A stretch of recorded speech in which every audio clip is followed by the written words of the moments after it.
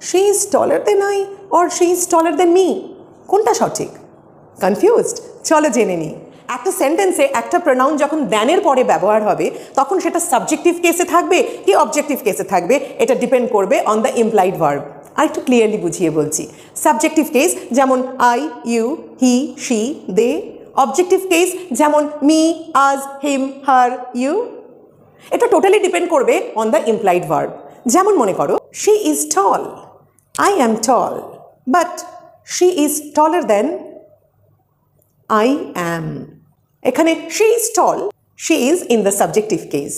R I am tall, I is in the subjective case. তাহলে এই ক্ষেত্রে যদি আমরা সেন্টেন্সটাকে জয়েন করি আমাদের বলতে হবে she is taller than I am. I subjective কেসেই থেকে যাবে, তাই হবে she is taller than I. সেই জন্যই she is taller than me will be incorrect.